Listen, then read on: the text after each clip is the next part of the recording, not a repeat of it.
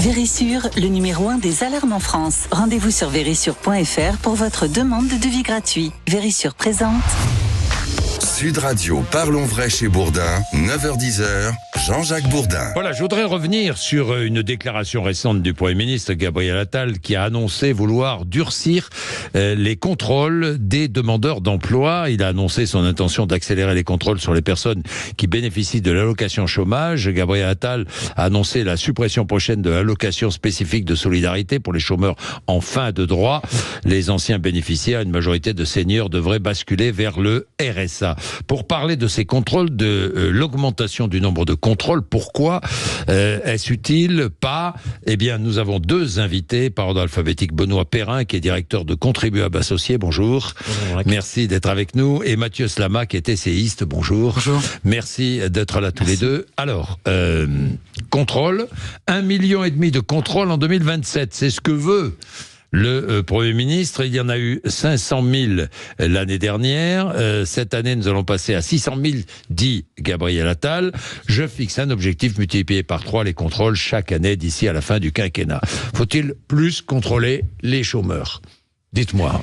Alors, Benoît Perrin. La vraie difficulté, c'est qu'il faut comprendre le contexte. Oui. Le contexte, c'est que depuis des années, nos gouvernements ont drogué les Français à la dépense publique. Et quand on drogue les gens, par définition, le jour où on leur retire un peu de drogue, ça fait mal à tout le monde. Et la vraie difficulté de la France, c'est justement le poids des dépenses publiques.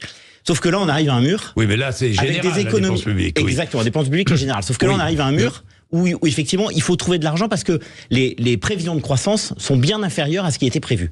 Donc, on avait prévu d'en gros économiser 12 milliards par an jusqu'en 2027. Là, comme justement, on a un trou dans les recettes, puisque la croissance n'est pas au rendez-vous, eh bien, on doit chercher encore 10 milliards d'économies. Les 10 milliards d'économies jusqu'à présent ont été dans la sphère de l'État. Dans les collectivités locales, pour l'instant, on n'y touche pas. Et maintenant, on s'attaque effectivement à la sphère sociale. La sphère sociale, il faut bien comprendre, c'est 58% de la dépense publique. Quand l'État dépense 1 000 euros, il y en a 580 euros qui va à la sphère sociale. Donc dans la sphère sociale, il y a les retraites, il y a l'assurance maladie et puis il y a effectivement le chômage. L'assurance chômage. L'assurance chômage, c'est pour vous donner juste un chiffre, c'est 3 euros dépensés sur 1 000 euros de dépenses publiques. Donc on s'attaque à la sphère sociale qui est énorme. La sphère sociale, c'est donc à peu près 80%. 3 euros sur 1 000 euros 3 euros sur 1 000 euros de dépenses publiques. C'est pas énorme. C'est pas énorme. Non, c'est pas beaucoup, néanmoins, la vraie difficulté aussi, c'est que on a aujourd'hui un système d'assurance chômage qui est relativement généreux. On va y venir. Est-ce que c'est un système... du coup, il faut très probablement un peu durcir les risques, parce qu'on n'a pas le choix. De durcir, est-ce qu'aujourd'hui c'est nécessaire ou pas? Je vous pose la question. Le système chômage était vraiment dans une logique plutôt de droit. Oui. Et là, on rentre effectivement plutôt dans une logique de droit et de devoir, et ça me semble sain. Et j'aurais tendance à dire, ça fait mal à tout le monde, mais il n'y a pas le choix, compte tenu des enjeux financiers de la France. Il faut trouver de l'argent partout. Et l'assurance chômage est aussi un endroit dans lequel, effectivement, il y a de l'argent à récupérer parce qu'il y a des abus et il y a de la fraude. Alors, justement, il y a de l'argent à récupérer. C'est ce que vous dites. Parce qu'il y a de l'abus, parce qu'il y a de la fraude.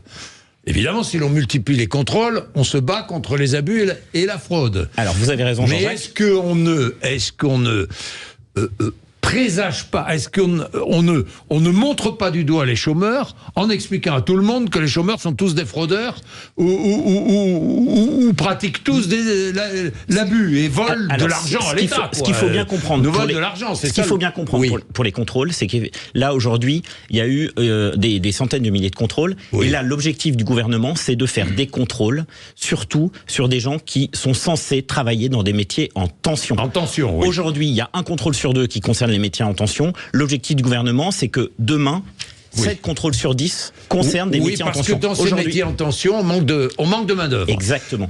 Alors Mathieu Slama. C'est vrai que dans ce débat, on oublie une chose, c'est que les chômeurs sont des êtres humains et c'est des gens qui vivent en très grande précarité. Et en fait, ce qu'est en train de faire le gouvernement, pour moi, c'est du harcèlement anti-pauvres. C'est du harcèlement contre les pauvres. C'est la 3e réforme de l'assurance chômage, quand même, qui est prévue, la 3e. Et déjà, on a réduit considérablement les taux des droits au chômage. On a réduit, ce gouvernement, c'est pas on, c'est le gouvernement a réduit la durée de l'indemnisation du chômage, et maintenant le gouvernement va s'attaquer de nouveau, encore une fois, aux droits des chômeurs. Les chômeurs, c'est quoi? 50% des chômeurs vivent avec moins de 1 000 euros par mois.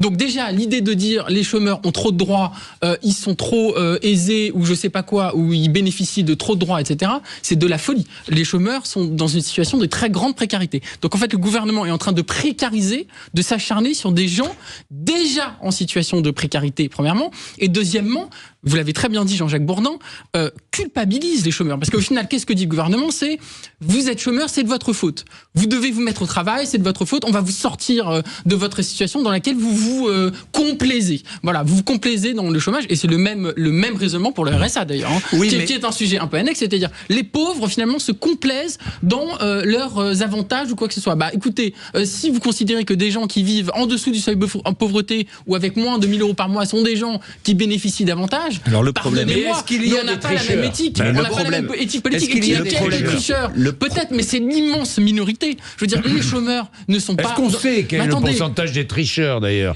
Est-ce qu'on sait ce que donnent ces contrôles ? Alors, c'est très minoritaire. Sur les contrôles, on a vu à peu près, là, il y a eu des tests qui ont été faits l'année dernière, il y a à peu près 10% des gens contrôlés qui ont été radiés mensuellement parce que justement ils répondaient pas à leurs obligations. 10% de fraude, c'est pas mal. Donc 10% des chômeurs. Sur les 500 000 contrôles qui ont eu lieu l'année dernière. Donc c'est quand même énorme.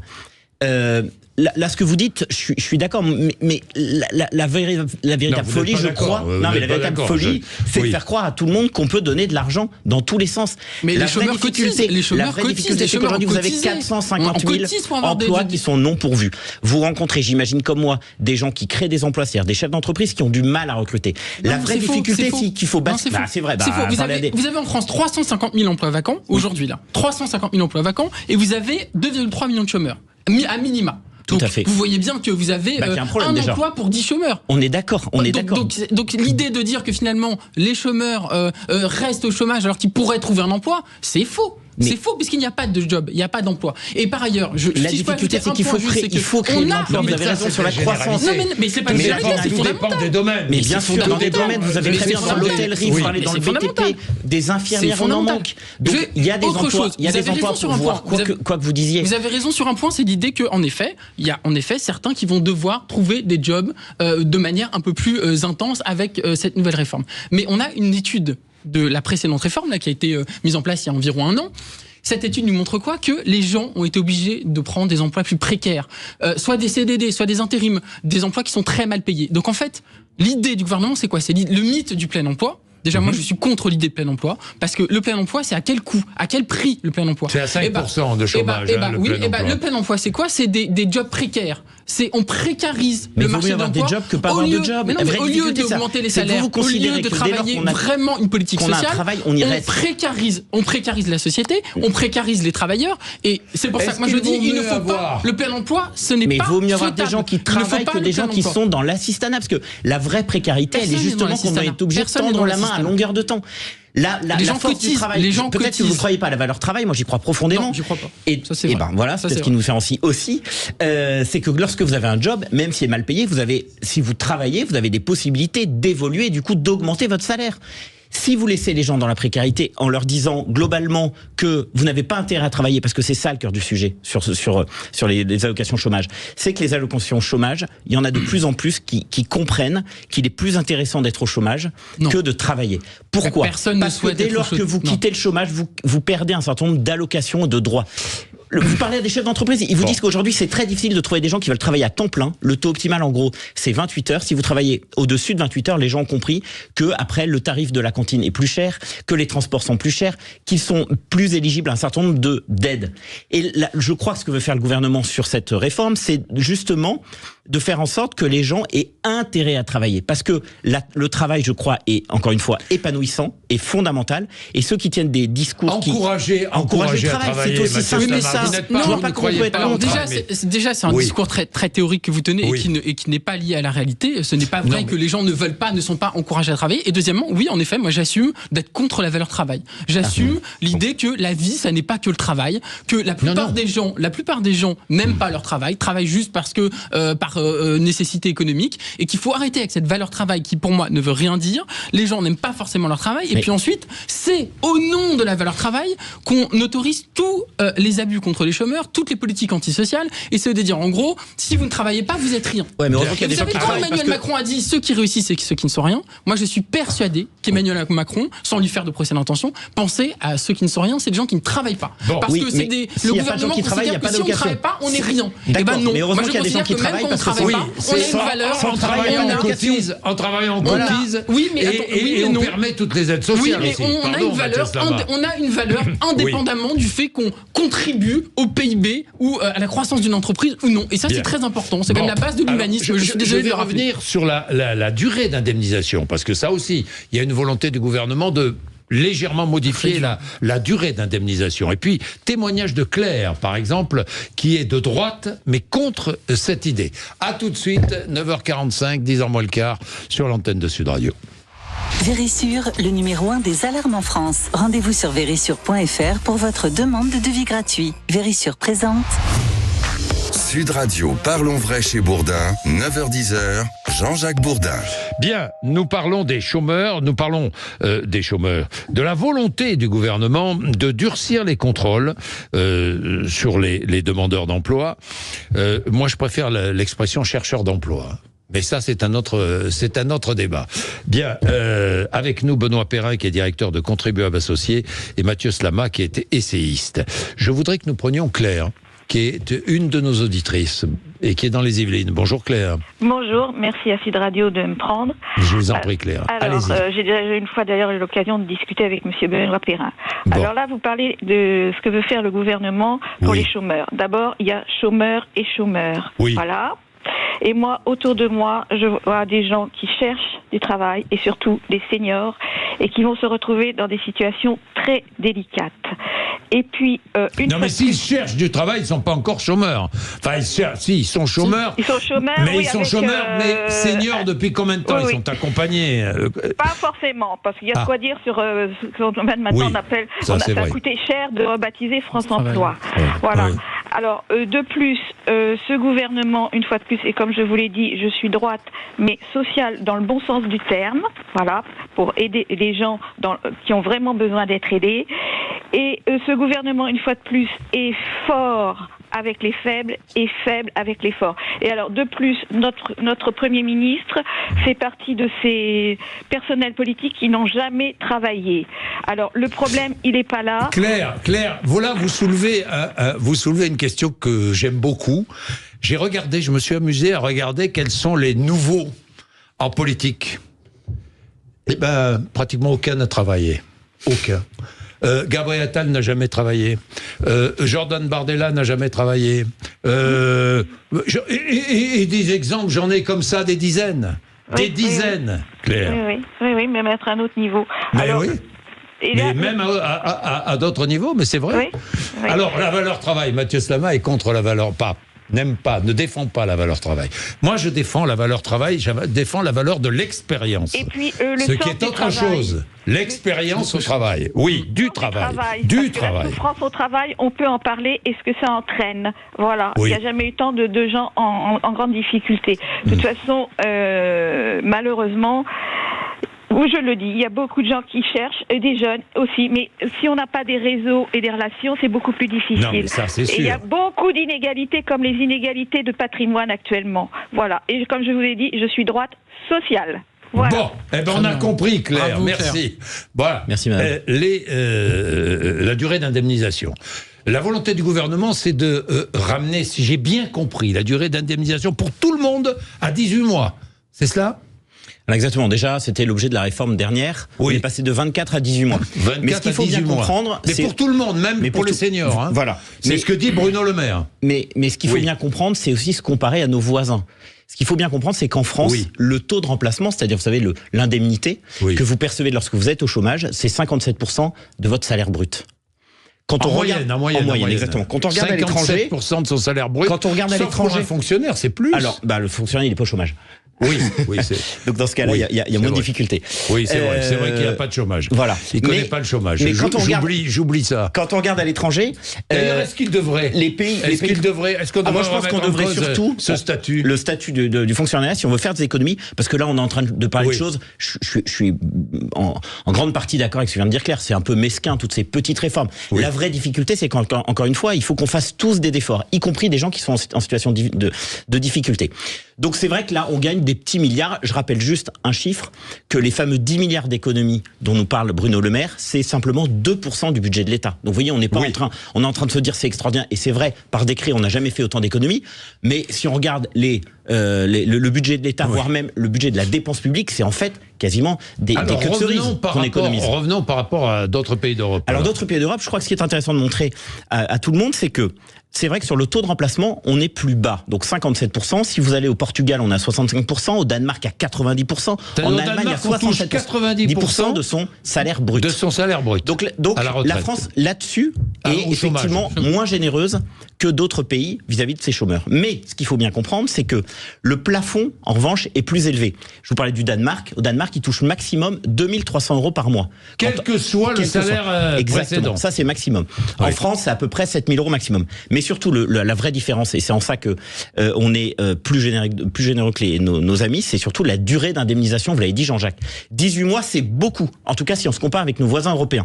Le Portugal, c'est 18 mois, l'Allemagne, c'est 12 mois, l'Irlande, c'est 9 mois, le Royaume-Uni, c'est 6 mois. Donc, autrement dit, on est finalement relativement peu généreux sur les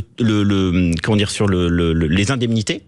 En revanche, sur la durée d'indemnisation, là, pour le coup, on est plus généreux. Un dernier chiffre, pour aussi bien mettre les choses en place, c'est que en Angleterre, les chômeurs, quel que soit leur travail précédent, touchent 380 € par mois.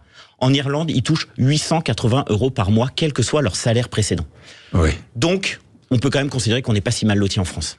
Mathieu Slama. Alors, il faut prendre encore une fois l'historique de ce qui se passe depuis quelques années. C'est-à-dire qu'on ne cesse de grignoter sur les droits des chômeurs depuis des années et des années. Donc en fait, c'est une réforme qui arrive, qui s'ajoute à d'autres réformes et qui va, comme on l'a entendu là, je suis tout à fait d'accord avec Claire, qui va encore plus précariser des gens qui sont déjà en situation de très grande précarité. Et dire on est généreux par rapport à des gens qui vivent tous les chômeurs très sont en précarité, mais c'est là pas vrai. Là, je trouve que c'est indécent. Mais là, vous avez raison. C'est au fond la question derrière, c'est la question parce que le gouvernement, il veut.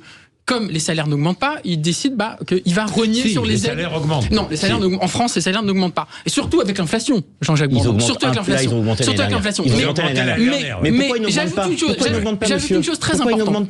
Il s'agit en fait de trouver de l'argent là où le gouvernement va en trouver. Le problème, c'est qu'il y a de l'argent. L'argent, il y en a.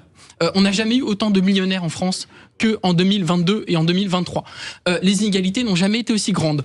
L'évasion fiscale, c'est des centaines de milliards d'euros qui sont envolés et qui ne reviennent pas dans la caisse de l'État. Donc l'argent, il est là en fait. L'argent, il peut être récupéré, mais le gouvernement décide de ne rien faire sur entre guillemets, le fait de s'en prendre aux riches. Je veux dire, entre guillemets, c'est-à-dire là où on peut récupérer beaucoup d'argent. Et qu'est-ce que décide de faire le gouvernement ? S'en prendre aux plus précaires et détruire encore plus, parce qu'il s'agit d'une destruction en fait du système d'assurance chômage. Il faut dire les choses. C'est une destruction méthodique de notre système d'assurance chômage tel que nous, on l'a envisagé depuis la Seconde Guerre mondiale. Bien sûr que si. Quand vous êtes à la troisième réforme, en quelques années d'un système d'assurance chômage, pardonnez-moi de le dire, mais c'est quand même, on détricote notre système d'assurance chômage. Et en réalité, c'est un puissant fond. Parce qu'on décide de retirer les droits, on va retirer après, on va retirer le problème de la France, c'est qu'il n'y a pas assez de riches. C'est qu'il n'y a pas assez de riches. Parce que l'avantage des riches en France, c'est qu'ils créent de l'emploi en général. Et ils consomment. Donc je préfère avoir des riches en France que plutôt qu'ils partent à l'étranger. Donc je suis favorable à ce qu'effectivement, on crée les conditions pour que les riches dont vous parlez reviennent en France. Parce que pourquoi ils viennent pas en France ? Pourquoi ils quittent la France ? Précisément parce qu'il y a des droits de succession qui sont importants. Il y a des impôts qui sont très importants. Il y a des taxes dans tous les sens. Et le problème de la France, c'est que justement, il y a trop de pauvres. Les super riches ne sont pas du tout taxés. Vous savez très bien. Je crois alors ça aussi, ils font de l'évasion fiscale, de l'optimisation fiscale. Je pense ils sont proportionnellement moins taxés que les classes moyennes en France. Les super riches sont proportionnellement moins taxés que les classes moyennes en France. C'est important qu'un assistant social, un chef d'entreprise crée de l'emploi et permet à des familles de vivre. Oui, mais l'emploi, c'est aussi les travailleurs. L'emploi, c'est aussi les travailleurs. Je suis d'accord. Mais vous savez, l'entreprise, c'est pas forcément l'enfer. C'est une aventure collective. C'est une épopée. Si vous avez des bons chefs tous ceux d'entreprise, qui vivent la dépression en entreprise, le mal-être au travail, le harcèlement, le travail, etc. c'est dur. Bien sûr, vous avez raison. Mais globalement, il faut valoriser le travail en France. Il faut valoriser, sinon... J'ai même vous demander quel est le sens de la vie. Je crois que le travail fait partie, l'amour, le travail sont à mon avis les deux éléments les plus importants dans la vie. Merci d'être venus nous voir. Merci à tous les deux. C'est un débat qui est loin d'être clos et nous reviendrons évidemment sur ce sujet prochainement puisque on attend les décisions du gouvernement avant l'été apparemment. Bien, après les infos, Sud Radio Média avec Valérie Expert et Gilles Gansman. Sud Radio, parlons vrai chez Bourdin, 9h-10h, Jean-Jacques Bourdin. Avec Vérissure, le numéro 1 des alarmes en France. Rendez-vous sur vérissure.fr pour votre demande de devis gratuit.